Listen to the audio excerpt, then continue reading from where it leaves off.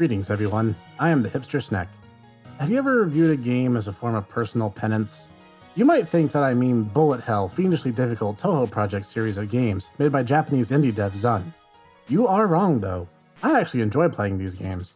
My personal penance comes from understanding the stupid memes these games spawn because man, the people who popularize some of these jokes come up with some unbelievably dumb ideas. That's the stuff that's way more punishing and mentally draining than playing a bullet hell game. Going as far back as 1996 in the Japanese exclusive PC engine, the games are credited to one Team Shanghai Alice.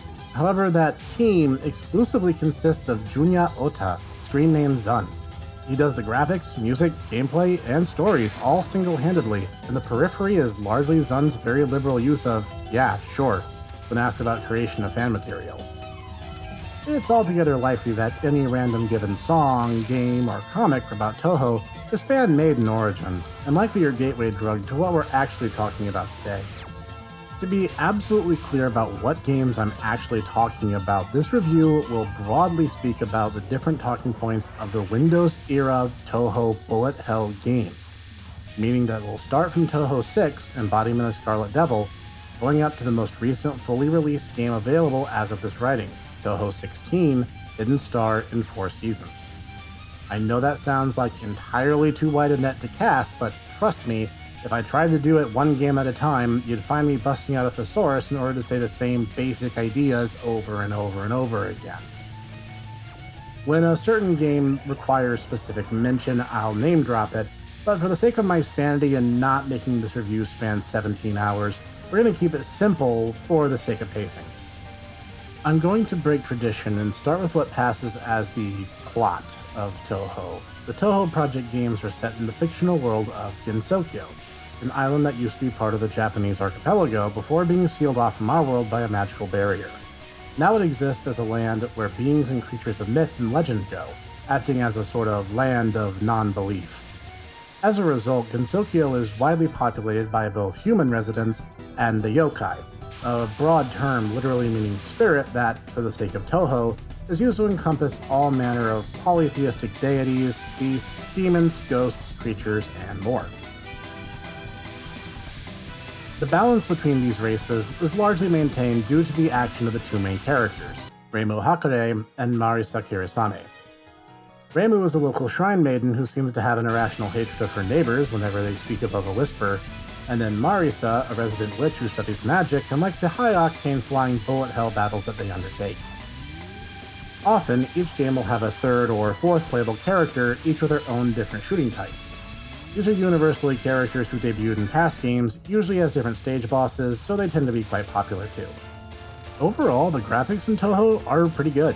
Mostly you'll be looking at a top-down view like an old-style arcade cabinet as your character constantly fly up the screen in endlessly scrolling levels, with simplistic but well-animated backgrounds. The bullet patterns themselves, though a nightmare to avoid, are art in motion.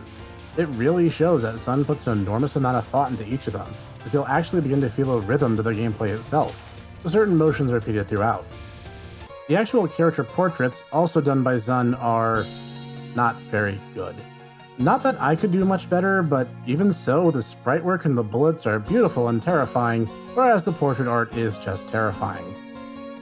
The music is, well, there's no other word for it. It's amazing.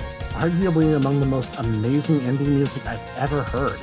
This is, of course, without getting into remixes and vocal tracks. The actual music in each game goes in the progression of level theme, boss theme, repeat. So you'll have ample time to hear both. And they're all worth listening to. I'm not a music guy, so I don't think I can put this in a technical way, but each song is perfect. Not just to the character you're facing, the bullets you're dodging, and the themes in both the level and the game, but also to the feel and the pace of the fight itself. Instead of trying to elaborate, let me recommend some themes for you to listen to on your own free time, and maybe you'll get what I'm saying. The songs I recommend are Shanghai Tea House, Chinese Tea from Touhou 6, The Venerable Ancient Battlefield, Suwa Foughten Field from Touhou 10, Solar Sect of Mystic Wisdom, Nuclear Fusion from Touhou 11, and Emotional Skyscraper, Cosmic Mind from Touhou 12. Just start with these 4 songs I chose off the top of my head, and you'll see why Touhou has amazing music. Gameplay-wise, the games are, as I've said a few times now, shooter games of the bullet hell subgenre. That means enemies come at you like a regular shooter and can be shot down, but they'll also litter your screen with multicolored bullets, trying to riddle you with them. And there's a lot of them, hence bullet hell.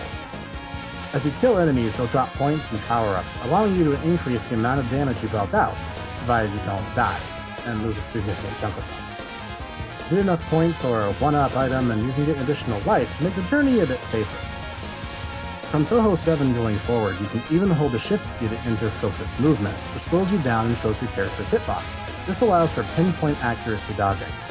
And in a pinch, you can even use one of your limited bombs to clear the screen of all bullets and weak enemies on it, and give yourself a chance to collect yourself. As you go, you'll learn the patterns and expectations from each boss as you encounter them, and gradually get better at identifying dangerous movements, called spell cards, for you to get through. With an interesting mechanical choice, you can just hold fire and drain the boss's life bar, or you have the option of waiting out each spell card and dodging through them instead. How you want to handle that is up to you, but I will freely admit that I don't time out anything, and I use the homing shot type because I am a spastic coward. And each game has its own unique gimmick all on top of that.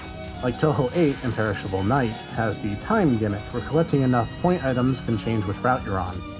But I'll be honest, I find Touhou 8 virtually unplayable, so that might be a bad example. One that I can explain a little bit better is in Touhou 12, Undefined Fantastic Object, where little cartoony UFOs show up and try to eat point and power-up items. Allowing them to fill up a bunch before you destroy them causes them to drop way more items in return, which you can then take. Nailed it. In fact, each game has a fill line fairly close to the top of the screen. When crossed, it will force all point and power items to your character at the brief risk of exposing yourself to unforeseen threat. This all adds to a constant risk-reward where the game has ways of tempting you to be a bit more daring. It's up to you to decide to tackle greater challenges or to play it relatively safe. That's really the essence of Touhou Project games proper. They're firm, but they're fair, something that their fan derivatives could really stand to take to heart. At the end of the day, what makes Touhou really stand out? Much as I am somewhat loath to say it, it's almost exclusively female cast and rabid fanbase who draw art, make memes, tell stories, and do fan remixes of the themes. Touhou itself is very light on plot, so unless the fans fill in the blanks and make up for art quality. By having the pride of an author willing to step aside and let people have mostly harmless fun and running wild with the idea of the world that he created. And I salute him for it. I'm not sure if I, in the same position, would be so cool about it, but it makes the Touhou Project unique amongst games. They're insanely hard, but incredibly wild and fun, that, ultimately, they've blown up to become so much more, even being brought into the Guinness Book of World Record for being the most prolific fan-made shooter series. This Snek salutes you, son, and your incredibly frilly empire of silly hats. This has been the Hipster Snek. If you liked today's video, be sure to hit that conveniently marked like button down below. If you want more content like this every Monday, you just need to shoot that subscribe and bell icon. Drop a comment bomb and let me know what your favorite Touhou Project character is. Narrowing down my absolute fave is a tough one, but I'll drop a hint.